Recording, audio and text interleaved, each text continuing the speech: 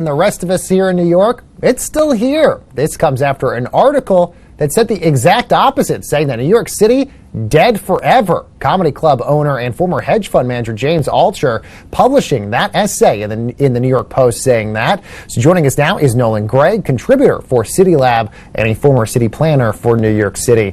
Nolan, good to have you here. So I guess the big question is New York dead or alive? Is it as simple as a yes or no answer, I guess? Thanks so mu's for having me. As far as I'm aware, New York City is still there. I think that people are getting a little hysterical right now, in the way they were at the depths of the coronavirus. But we're starting to approach the other end of this thing. Now, that's not to say there aren't headwinds working against cities like New York City, but I think that claims about there being dead is probably a little bit premature. The big thing with urban areas, New York City being one of them, or every other big city out there, is did it expose the vulnerability of people being too close to one another? That having tons of people in a very dense located area, is that a bad thing in a pandemic environment? Yeah, absolutely. I mean, I think, this has been a historical problem for cities, right? I mean, cities exist because there are enormous benefits to a lot of people being close together. You can access incredible cultural amenities, great food. You can find a job that's perfect for you. You can find people working in your field. And all of this makes us more productive and creative and interesting. Of course, there are also these risks associated with density, and things like, of course, pandemic shine a light on that. Now, I don't think that this is necessarily the death knell for cities. Cities have become, over the course of thousands of years, better and better at dealing with pandemics. And there are probably going to be things coming out of this pandemic that cities have a lot to learn. But we have to keep in mind that there are these benefits to density, which are almost certain to outweigh the cost. And really, cities that respond and learn lessons are going to be much better on the other end of this thing. And of course, I have to completely come out and say, I'm living in New York City. I will never leave New York City. I love this place. But the big concern is maybe did the pandemic expose that maybe you don't have to live in these big, expensive cities anymore when this work-from-home model is out there, allowing you essentially to work wherever you want remotely. Is that a concern in the future?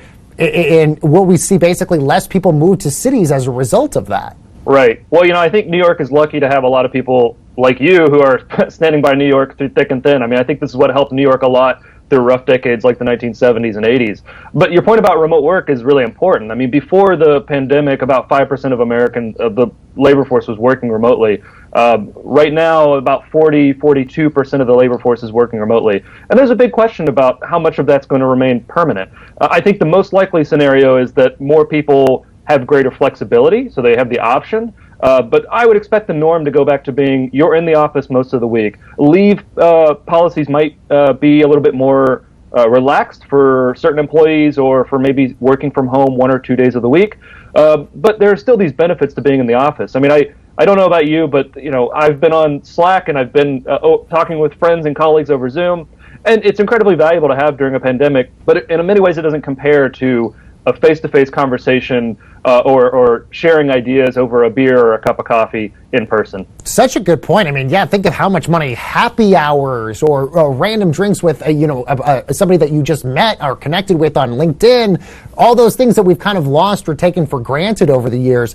Nolan, how do small businesses, real estate agents, cities, how do they recover moving forward? Do you envision a scenario where when the vaccine comes out and people start to get their lives back, the normal migration patterns begin to start again? Yeah, that's an important question. I think that this is why we need to talk seriously about what it's going to take to protect a lot of these restaurants and small businesses. I mean, part of what makes living in a city like New York so great, and this is true of many cities which are struggling right now, is that you have access to all these fantastic retail and culinary opportunities that you wouldn't have in a smaller city. And so keeping these businesses alive or helping new businesses start in the aftermath of this crisis is going to be really important for continuing to draw people into the city. And this is a really important thing. I think remote work will become slightly more common. I don't think it's going to become the norm. But to the extent that it becomes more common, people will have choice about where to live. And cities like New York City are going to have to really make a case to people who might otherwise have the option to leave why they should stay. Nolan, do you envision a scenario where cities change structure of how things are built now. And I mean that in the sense of maybe wider areas for more people to be in there. So that way you're not cramming a ton of people in there. Maybe more touchless sorts of interactions with, going to the subway and you're not having to touch things all over again. Do you think the cities across the country have to rebuild a lot of the infrastructure to make some different changes and things work? I think in the near term, the big infrastructure challenge is probably going to be a lot of traffic. Even in the near future, when a lot of people are getting inoculated, there's probably going to be a lot of reluctance to hop on a subway train or to get on a bus again. And so this is a challenge that cities need to be taking seriously right now. Ways to manage traffic congestion, things like congestion pricing, or creating opportunities for people who have the means to commute to work by bicycle or by walking, or on new technologies like e-scooters and e-bicycles. These are exciting opportunities. I think another thing in terms of how we plan out cities that's going to be really important coming out of this is a lot of businesses have been able to survive in part because they've been able to set up outdoor dining. Now, to what extent is that going to remain an element of life in a city like New York? Or things like open streets. A lot of neighborhoods didn't have sufficient open space to accommodate more and more people spending time outdoors. Are these open streets going to remain open to pedestrians and bicycles? This could be part of the sort of amenity package that cities are putting forward to say to residents, hey, if you come back and you stay here, we're really focused around making this city a great place to live. And there's a lot of opportunities on this front. Yeah, the next few months obviously going to be very critical for all of that. Nolan Gray, contributor for City Lab and former New York City planner. Great to have you here. Thank you so much, Nolan, for joining us. And coming up next, guys, on Fast Forward, we discuss how the coronavirus has